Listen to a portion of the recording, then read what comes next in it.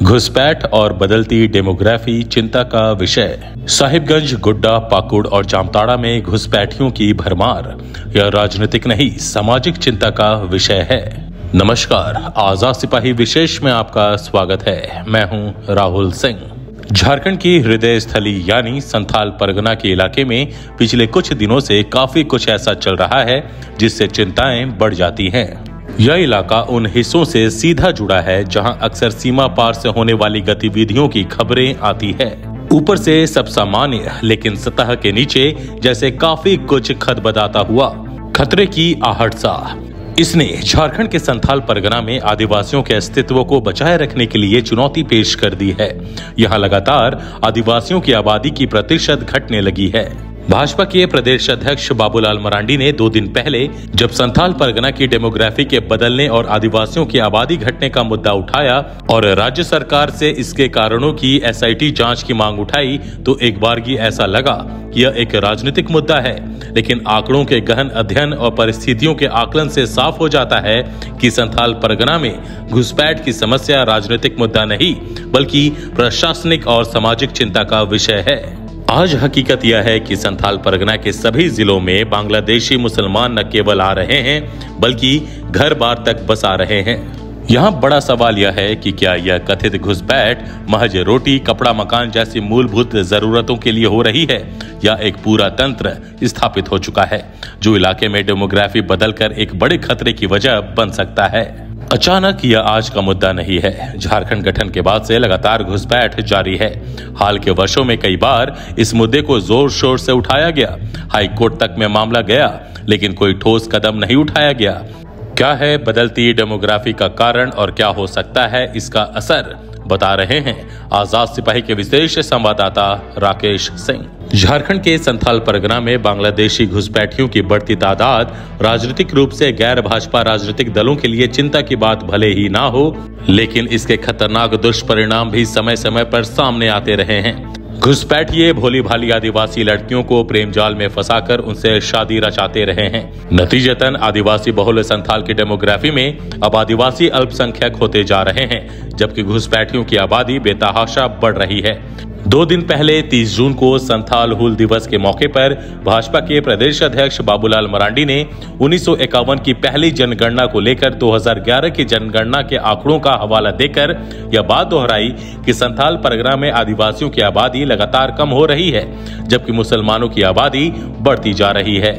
इससे पहले जनहित याचिका के जरिए इस मुद्दे को हाईकोर्ट के संज्ञान में भी लाया जा चुका है। हाईकोर्ट ने याचिका पर सुनवाई करते हुए राज्य और केंद्र सरकार से जवाब मांगा है कि घुसपैठ की जानकारी होने के बावजूद उन्होंने इसे रोकने के लिए क्या कदम उठाए हैं। क्या कहा बाबूलाल मरांडी ने? भाजपा के प्रदेश अध्यक्ष बाबूलाल मरांडी ने कहा है कि संथाल परगना क्षेत्र में आदिवासियों की जनसंख्या का निरंतर घटना और मुसलमानों की जनसंख्या में अप्रत्याशित वृद्धि खतरे की घंटी है। 2001 की जनगणना के दौरान संथाल परगना के पाकुड़ जिले में आदिवासियों की आबादी 46% थी, जो 2011 की जनगणना के अनुसार 4% घटकर महज 42% रह गई। वहीं मुसलमानों की आबादी 33% थी, जो 2011 की जनगणना के अनुसार 3% बढ़कर 36% हो गई।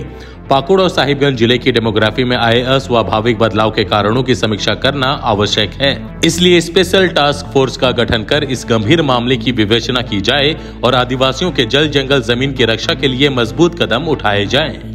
भाजपा विधायक ने भी की थी शिकायत। बाबूलाल मरांडी की तरह राजमहल के विधायक अनंत ओझा ने भी इलाके में लगातार बढ़ रही मुस्लिम आबादी की शिकायत चुनाव आयोग से की है। उनके अनुसार राजमहल प्रखंड के बूथ पर 117% की वृद्धि देखने को मिली है।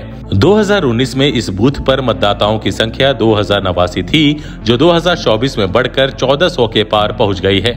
जिन बूथों पर बढ़ोतरी हुई है उनमें से अधिकांश गंगा के पार दियारा क्षेत्र में स्थित हैं और इनकी सीमा पश्चिम बंगाल से सटी हुई है।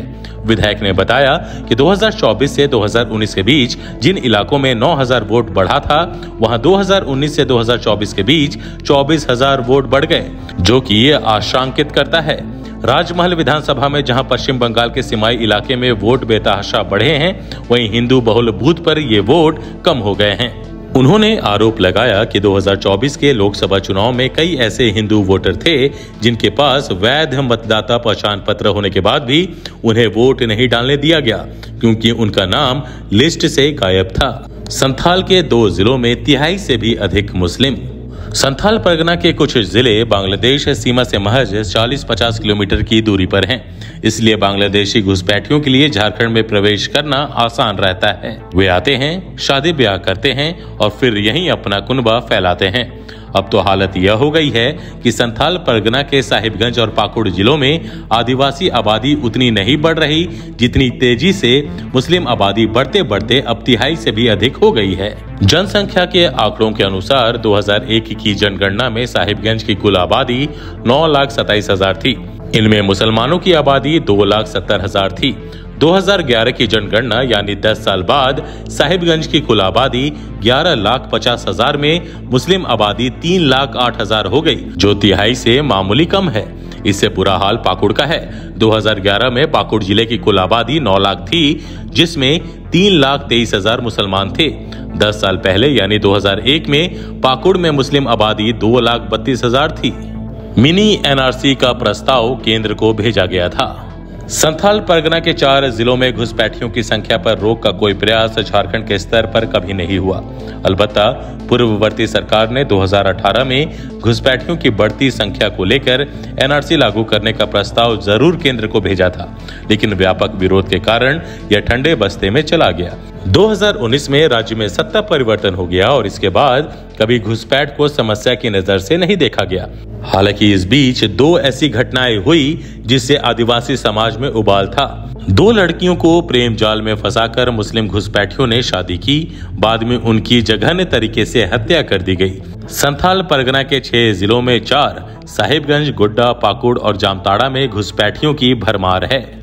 ये आदिवासी युवतियों से शादी रचाकर अपना कुनबा तो बढ़ाते ही हैं, स्थानीय होने के कागजात भी हासिल कर लेते हैं। राष्ट्रीय सुरक्षा के लिए खतरनाक बांग्लादेशी घुसपैठिए और रोहिंग्या मुसलमान राष्ट्रीय सुरक्षा के लिए खतरा बन गए हैं। जब भी देश में कोई आतंकी घटना होती है तो उसके तार बिहार और झारखंड से जुड़ जाते हैं। एनआईए के छापे अक्सर इन 2 राज्यों में पड़ते हैं और कोई न कोई गिरफ्तार होता है।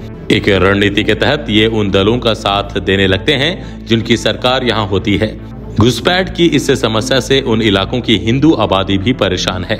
झारखंड में तो हालात यह है कि जहां मुस्लिम आबादी अधिक है, वहां सरकारी स्कूलों के नाम भी उर्दू में जबरन लिखवा दिए गए हैं। इतना ही नहीं, रविवार की जगह शुक्रवार को साप्ताहिक अवकाश स्कूलों में रहता है।